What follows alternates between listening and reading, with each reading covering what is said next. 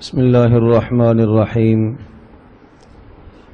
عن ابن عباس رضي الله تعالى عنهما قال: فرض رسول الله صلى الله تعالى عليه وسلم صدقة الفطر طهرة للصائم من اللغو والرفث وطعمة للمساكين، فمن أداها قبل الصلاة فهي زكاة مقبولة، ومن أداها بعد الصلاة فهي صدقة من الصدقة، أو كما قال عليه الصلاة والسلام.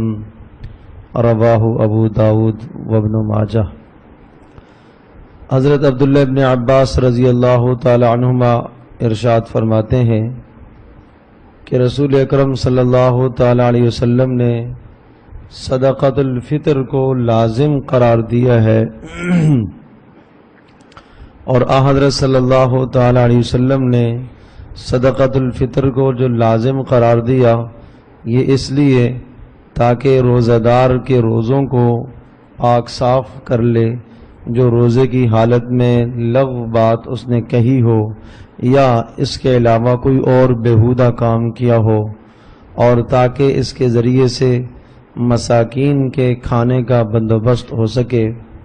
چنانچہ جس نے نماز عید سے پہلے ادا کر دیا تو یہ صدقۃ الفطر اس کے روزوں کی پاکیزگی کا ذریعہ بن جائے گا، اور جس نے عید کی نماز کے بعد ادا کیا تو یہ عام نفلی صدقوں کی طرح ایک صدقہ ہے. حضرت صلی اللہ تعالی علیہ وسلم نے صدقۃ الفطر کو لازم بھی قرار دیا اور ساتھ ساتھ اس کے دو فائدے بھی ذکر فرمائے. پہلا فائدہ تو یہ ذکر فرمایا کہ روزہ دار یقیناً روزے کی حالت میں اس سے کئی بار لغو کام ہوئے، بیہودہ باتیں اس نے زبان سے نکالی ہوں گی، اسی طرح سے بیہودہ کام اس نے کیے ہوں گے جو اسے نہیں کرنے چاہیے تھے.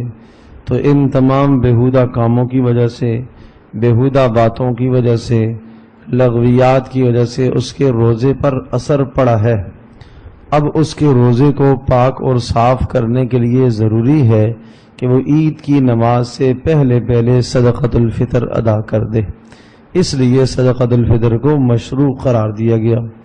اور اسی طرح سے دوسرا فائدہ یہ ہے تاکہ غرباء اور مساکین کے کھانے کا بندوبست ہو سکے، ان کے کپڑوں کا بندوبست ہو سکے، اور وہ غرباء اور مساکین بھی آپ کے ساتھ عید کی خوشی میں شریک ہو سکے. تو ان دو وجوہات پر حضرت صلی اللہ علیہ وسلم نے صدقۃ الفطر کو لازم قرار دیا. اور ایک حدیث میں ارشاد فرمایا: صوم شہر رمضان معلق بین السماء والارض ولا يرفع الا بزکاۃ الفطر، کہ رمضان المبارک کے روزے زمین آسمان کے بیچ میں معلق رہتے ہیں، اوپر نہیں جاتے، شرف قبولیت ان کو نصیب نہیں ہو پاتی. اس وقت تک یہ روزے قبول ہوں گے جب بندہ صدقۃ الفطر ادا کرے گا. اگر صدقۃ الفطر اس نے ادا نہیں کیا تو روزوں کی فرضیت تو ذمے سے اتر جائے گی، لیکن اس پر ثواب اور اجر نہیں ملے گا. اس لیے حضرت صلی اللہ تعالی علیہ وسلم خوب از خود بھی صدقۃ الفطر کا اہتمام فرمایا کرتے تھے، اور اپنے صحابہ کو بھی اس بات کا حکم دیا کرتے تھے. ہر آدمی اپنی زندگی کا جائزہ لے کہ جس نے روزے کی حالت میں کتنی لغو باتیں کی ہوں گی، کتنی نامناسب باتیں کی ہوں گی جو اسے نہیں کرنی چاہیے تھی. تو ان تمام کی تطہیر اور پاکیزگی کا ذریعہ صدقۃ الفطر ہے. یہ سمجھو کہ گویا کہ اللہ پاک کا مزید احسان ہے.